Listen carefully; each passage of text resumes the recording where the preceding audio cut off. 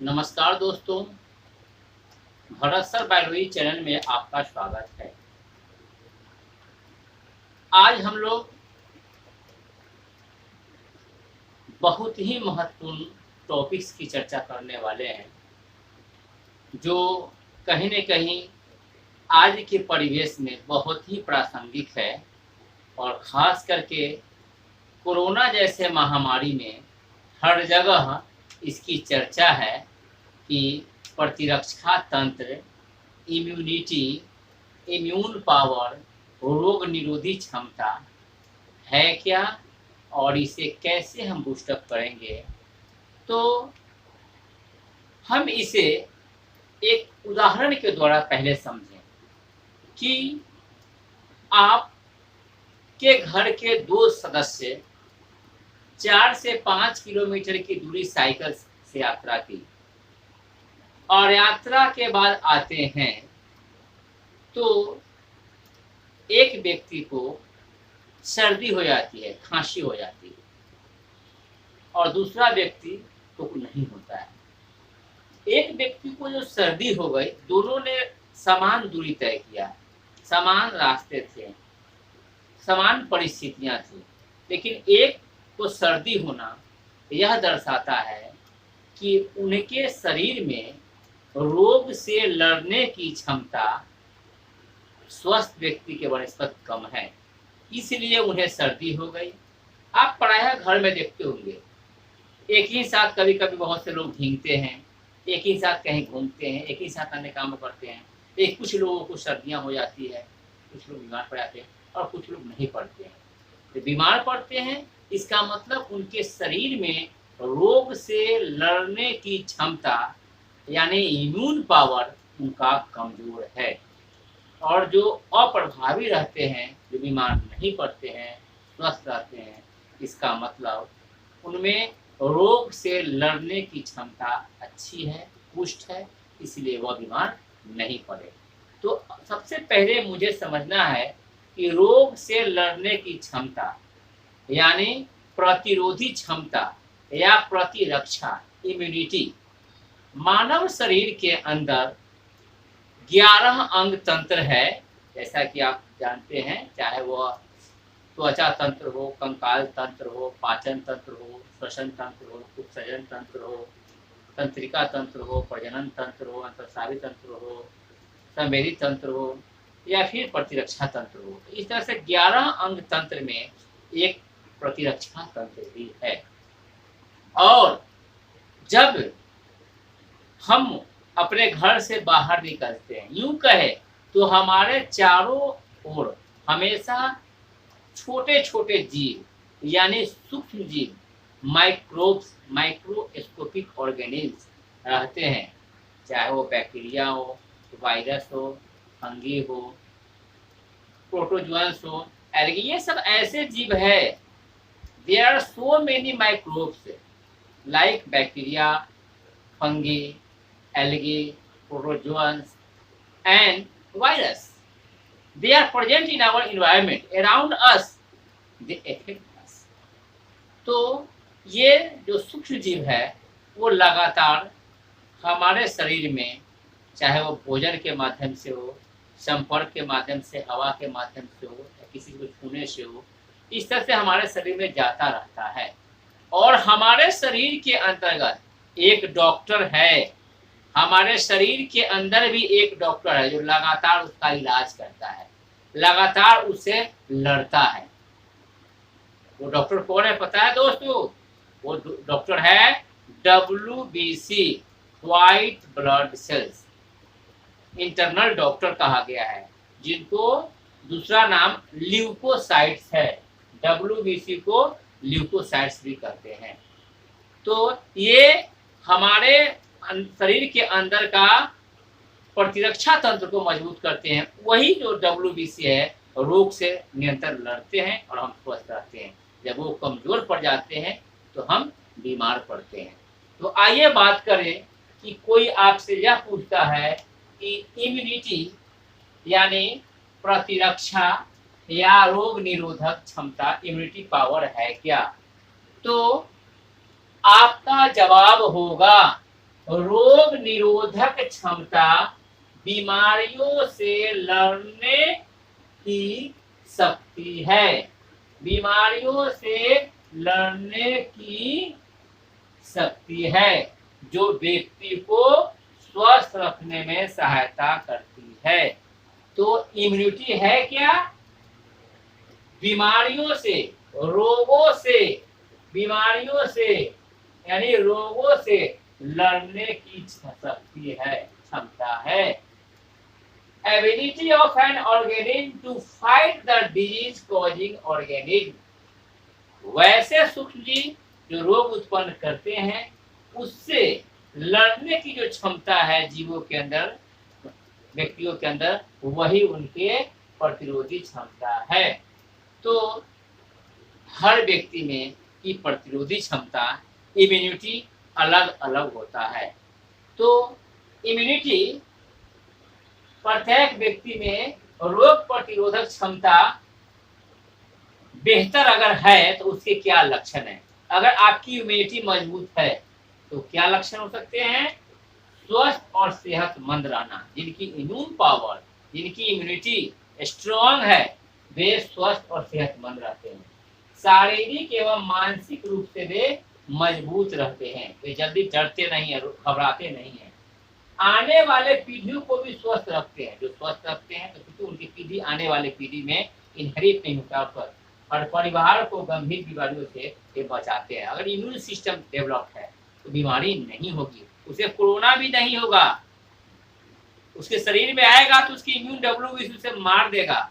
यानी ये स्वस्थ और सेहतमंद रहना, शारीरिक और मानसिक रूप से मजबूत रहना, आने वाले पीढ़ियों को स्वस्थ रखना और परिवार को गंभीर बीमारियों से बचाते हैं। ये प्रत्येक व्यक्ति में रोग प्रतिरोधक क्षमता बेहतर होने का लक्षण है।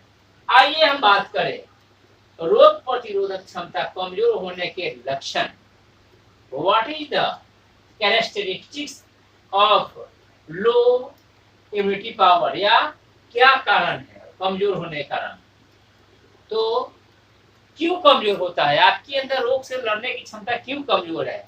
तो तनाव महसूस करना। कौन कौन से लक्षण है? रोग इम्यूनिटी पावर आपकी कमजोर है यानी तनाव महसूस करना, अधिक सर्दी लगना, तुरंत सर्दी खांसी होना, तुरंत सर्दी जो है उन्हें तुरंत सर्दी लगना, पेट संबंधी परेशानियां, बराबर पेट संबंधी परेशानियां होना, संक्रमण होना, इन्फेक्शन, किसी चीज से तुरंत संक्रमित हो, तुरंत बीमार पड़ना, बार बीमार पड़ना, कमजोरी महसूस करना और चिंताग्रस्त रहना। ये जो लक्षण है ये पर रोग प्रतिरोधक क्षमता कमजोर होने का लक्षण है। ये कमजोर है, ये बराबर ऐसे लोग हाई रिस्क जोन में हैं और इन्हें बराबर बीमार होने की संभावना रहती है। आइए बात करें causes of low immunity power. क्यों? अगर रोग प्रतिरोधी क्षमता कमजोर है तो क्या कारण है? कारण क्या है? तो अस्वास्थ्यकर भोजन करना, यानी वे हमेशा हेल्दी फूड नहीं लेते हैं, जंक फूड लेते हैं, फास्ट फूड लेते हैं, बैलेंस डाइट नहीं लेते, जो नहीं खाना चाहिए वो खाते हैं, जो खाना चाहिए वो नहीं खाते हैं। इसलिए पर्याप्त नींद न लेना ये भी एक बहुत बड़ा कारण है। आपको बताया जाता है कि कम से कम आपको 7 घंटे, 6 से 7 घंटे जरूर सोना है। 7 घंटे से कम आप नहीं सोइए। तो 7 घंटे यानी पर्याप्त नींद न लेना भी एक कारण है। वजन अधिक होना, नशीले पदार्थों का सेवन करना, नियमित व्यायाम या प्राणायाम न करना और नकारात्मक सोच रखना, इससे क्या होता है? यही कारण है कि इम्यूनिटी पावर कमजोर हो जाता है। क्या क्या है? अस्वास्थ्यकर भोजन करना, पर्याप्त नींद न लेना, वजन अधिक होना, नशीले पदार्थों का सेवन करना, नियमित व्यायाम या प्राणायाम न करना और नकारात्मक सोच रखना। तो इसका मतलब है कि how to increase immunity power. तो आपने देख लिया इससे होता है, तब ये नहीं करेंगे। कैसे? तो रोग प्रतिरोधक क्षमता बढ़ाने के क्या उपाय हैं?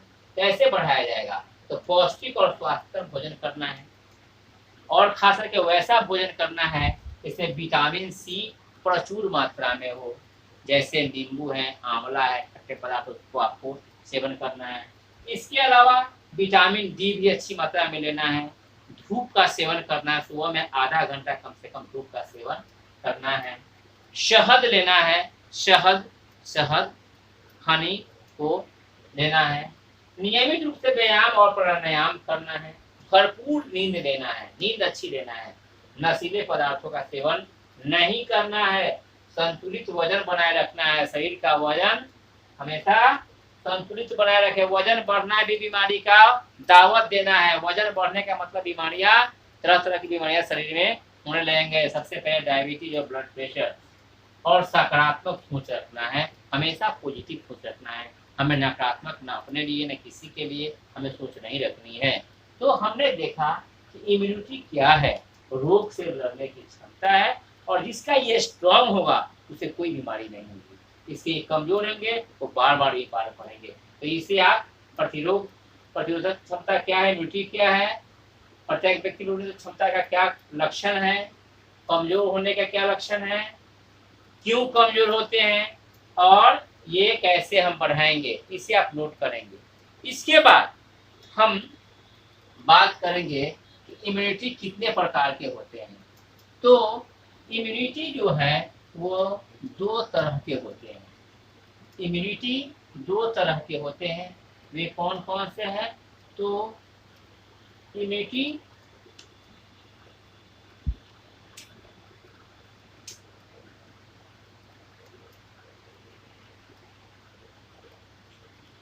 एक इनेट इम्यूनिटी और दूसरा है एडिक्वेट या एक्वायर्ड।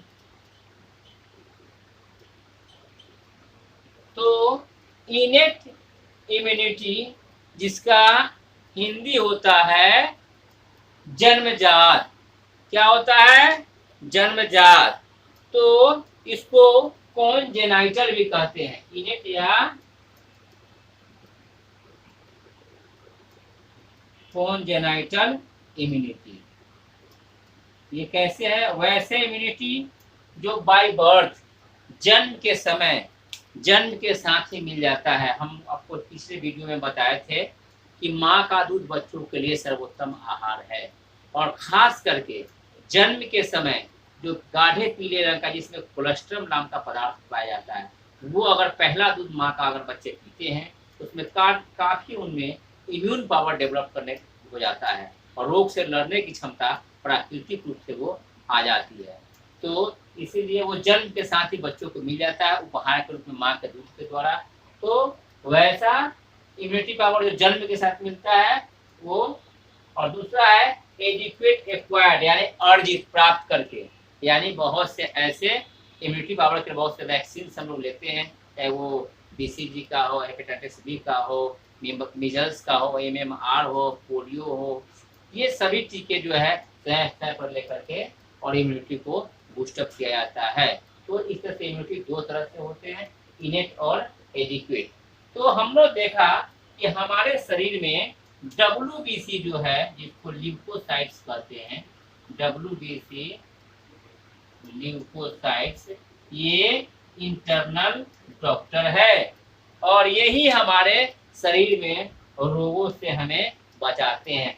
व्हाइट ब्लड सेल्स, श्वेत रक्त कण पर mm 8000 की संख्या में होते हैं, और ये रोग से लड़ते हैं। जब ये कमजोर होते हैं तो बीमार पड़ जाते हैं, तो फिर हमें एंटीबायोटिक्स का सहारा लेना पड़ता है।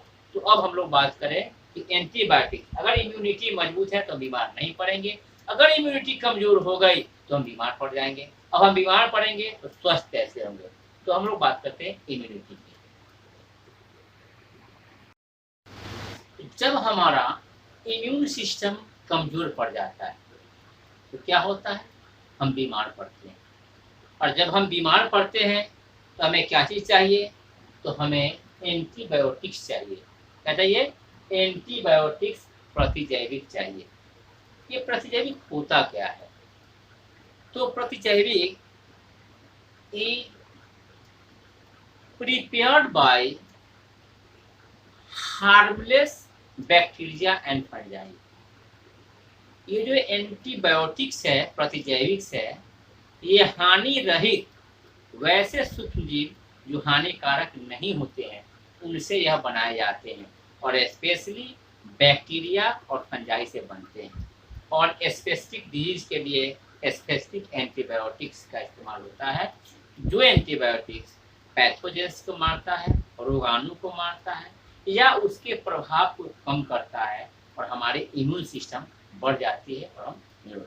तो आपसे अगर पूछा जाए कि प्रतिजैविक या एंटीबायोटिक्स है क्या, तो एंटीबायोटिक्स या प्रतिजैविक एक विशिष्ट प्रकार का पदार्थ या यौगिक है जो रोगाणुओं, जर्म्स, पैथोजेंस को मार डालता है या उसके विकास या प्रभाव को कम या अवरुद्ध कर देता है। एंटीबायोटिक्स जब हम लेते हैं तो वो क्या करता है, रोगाणु को मारता है, हेल्दी हो जाते हैं, या उसके प्रभाव को, उसके विकास को रोक देता है और हमारा इम्यून बढ़ता है और वो मर जाता है। Antibiotics are medicine that help to stop infection और kill the pathogen like bacteria, fungi. Antibiotics का अर्थ होता है अगेंस्ट लाइफ, जीवन के विरुद्ध। जब हम एंटीबायोटिक्स लेते हैं तो पैथोजेंस का जीवन अवरुद्ध होता है। एंटीबायोटिक्स के रूप में आप लोगों ने बहुत से एंटीबायोटिक्स को देखा होगा, खास करके कुछ लोग जानते भी हो, स्ट्रेप्टोमाइसिन, जेंटामाइसिन, एम्पॉक्सिन और पेनिसिलिन तो पहला एंटीबायोटिक है। तो द्वितीय विश्व युद्ध में इसकी खोज हुई थी और आर्मीज के जो वुंड से घाव वगैरह थे उसमें लगाने के लिए उसको पीस करके लगाया गया था पेनिसिलिन का। यानी ये क्वेश्चन बनता है, ये ऑब्जेक्टिव क्वेश्चन है, विभिन्न प्रतियोगी परीक्षाओं में पूछे जाने वाला प्रश्न है कि प्रथम प्रतिजैविक कौन है। First antibiotics are first antibiotic is penicillin. तो पेनिसिलिन, स्ट्रेप्टोमाइसिन, जेंटामाइसिन, टैक्सिन, ये सभी क्या है, स्ट्रेप्टोमाइसिन, जितना ये सब एंटीबायोटिक्स है और विशिष्ट बीमारी में विशिष्ट रूप से इसका उपयोग होता है। एंटीबायोटिक बनता किसी से है, तो एंटीबायोटिक जो बनता है वो बनता है हार्मलेस बैक्टीरिया एंड फंजाई से। यानी बैक्टीरिया और फंजाई हानिकारक भी है, लेकिन जो हार्मफुल नहीं है, जो हानिकारक है, हार्मलेस से हानि नहीं पहुंचाता है, उससे एंटीबायोटिक्स का निर्माण होता है। यानी एंटीबायोटिक एक यौगिक है, एक रासायनिक यौगिक रासायनिक तरीके से, विशिष्ट तरीके से बनाया जाता है, जिससे विभिन्न अंगों पर विशेष असर भी नहीं पड़े और पैथोजेन मर जाए। एक बात जो प्रायः अभी चर्चाएं में है और खास करके ये ज्वलंत मुद्दा भी है कि जो कोरोना है उस पे एंटीबायोटिक्स का असर होता है या नहीं होता है। तो एज ए बायो स्टूडेंट्स आपको यह जानना चाहिए कि कोरोना किसी से होता है, ये वायरस से होता है। किसी से होता है, वायरस से होता है। और वायरस जो है न सजीव है और न ही निर्जीव है। Virus is connecting link between, क्या है, virus is connecting link between living being and non living being, living and non living, यानी सजीव और निर्जीव के बीच की इसकी कड़ी माना गया है। यानी यूं देखे तो वह निर्जीव है, क्या है, सेल नहीं है, वो एक निर्जीव है वायरस। लेकिन जब किसी सजीव के संपर्क में आता है तो वह जीवित हो जाता है और वो हानिकारक होता है।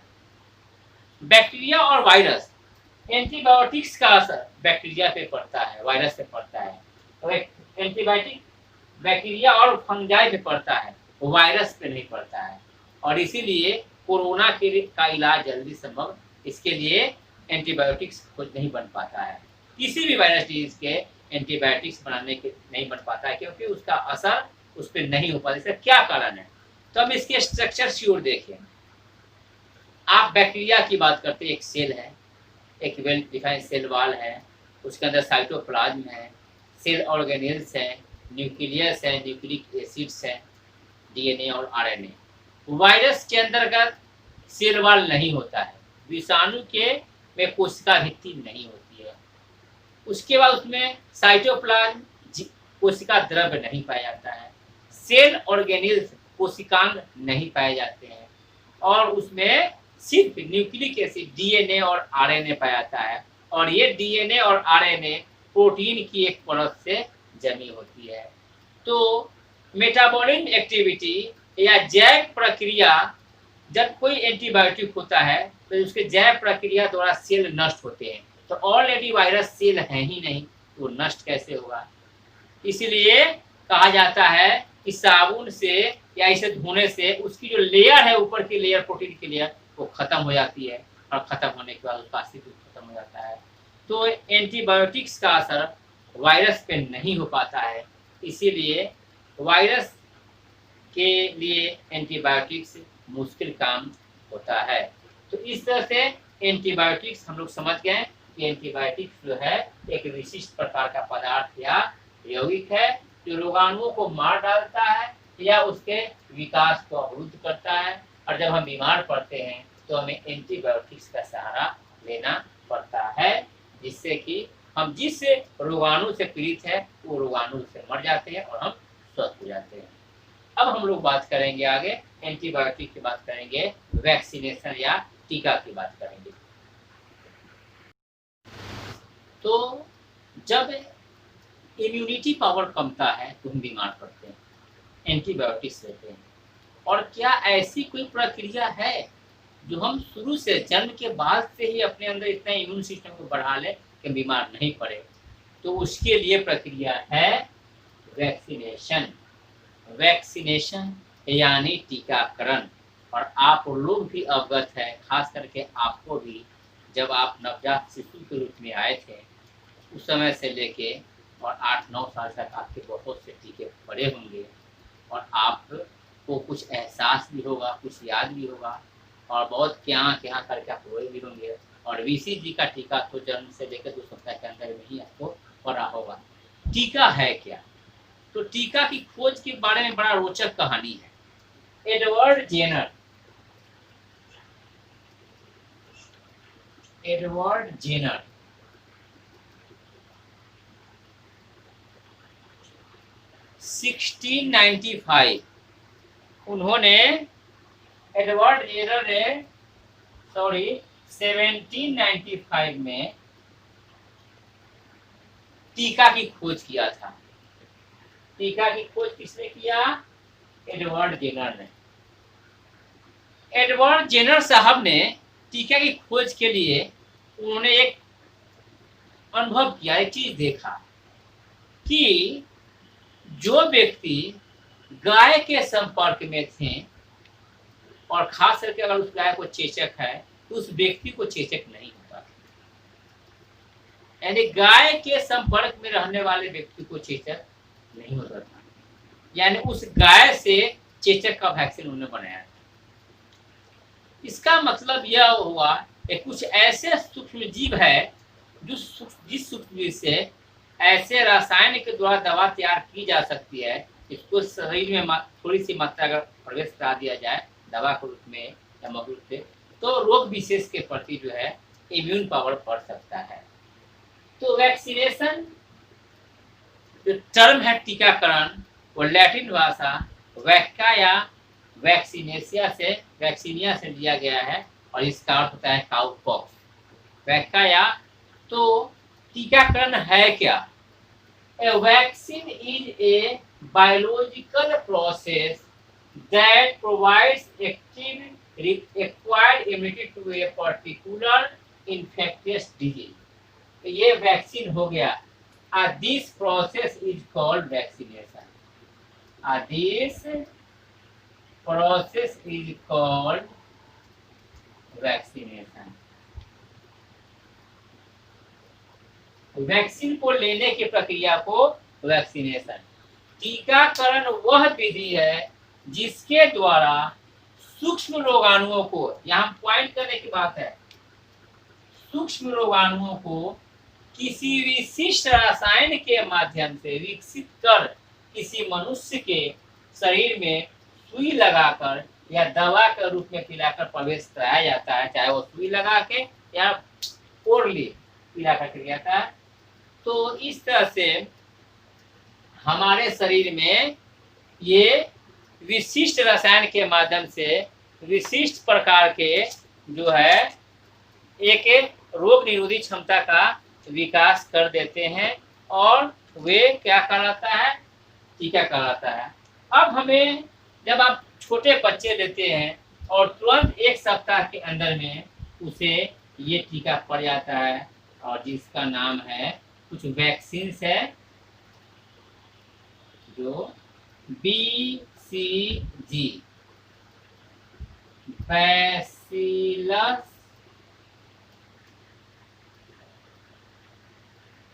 कालमेट ब्यूरिन, यह टीबी का टीका है। यह जन्म के 2 सप्ताह के अंदर बच्चों को BCG का टीका पड़ जाता है। इसके बाद देखते हैं जन्म लेते ही ओरल पोलियो ड्रॉप्स पड़ता है, OPD ओरल पोलियो ड्रॉप्स, 2 बूंद जिंदगी के लिए, यानी यह पोलियो के लिए, क्योंकि आपको पता है पोलियो अपंग कर सकता है बच्चों को, तो पोलियो का भी टीकाकरण होता है। इसके बाद और कौन कौन से टीके होते हैं, DPT, क्या DPT, ये क्या होता है, DPT ये होता है डिप्थीरिया पर्टूसिस और टीटेनस, ये क्या है, ट्रिपल एंटीजन है। यानी 3 रोगों के लिए, डिप्थीरिया, पर्टूसिस और टीटनेस, डिप्थीरिया, काली खांसी और टीटनेस के लिए ये भी बूस्टर डोज होते हैं, सिंगल डोज होते हैं, कई डोज में तो DPT का टीका पड़ता है। इसके बाद हम लोग देखते हैं MMR, इसके पहले देखिए हेपेटाइटिस बी, ये बहुत खतरनाक बीमारी है, इसका इलाज नहीं है, और हेपेटाइटिस बी को कहा गया है it is 100 time dangerous than AIDS, AIDS से 100 टाइम ज्यादा खतरनाक है। तो हेपेटाइटिस बी के भी 3 टीके पड़ते हैं। MMR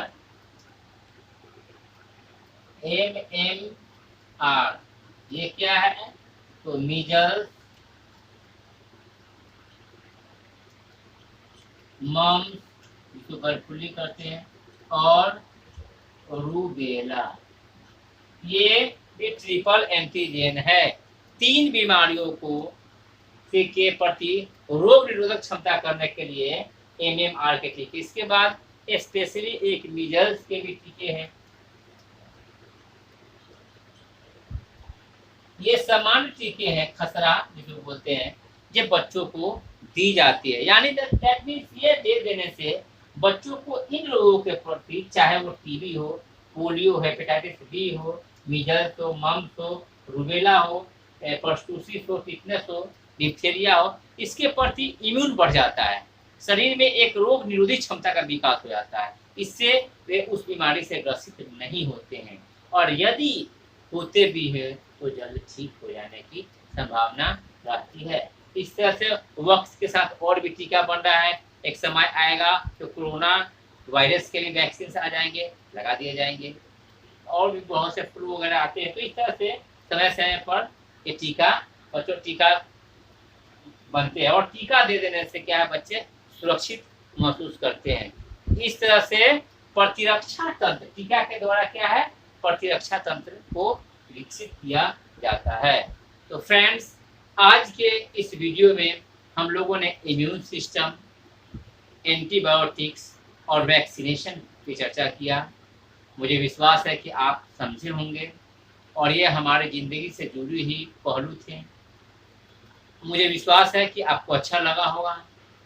यदि आप अब तक मेरे चैनल को सब्सक्राइब नहीं किया है तो आप इसे सब्सक्राइब कर देंगे, बेल आइकॉन को दबा देंगे ताकि नोटिफिकेशन टाइम टू टाइम आपको मिलता रहे। आपका कमेंट्स मुझे उत्साह भरता है, मुझे कार्य करने की एनर्जी प्रदान करता है, मुझ में एक प्रेरणा देती है। आपके कमेंट्स हमें प्रेरणा देती है। इस तरह से लाइक्स और कमेंट्स ज़रूर कीजिएगा। बहुत बहुत धन्यवाद।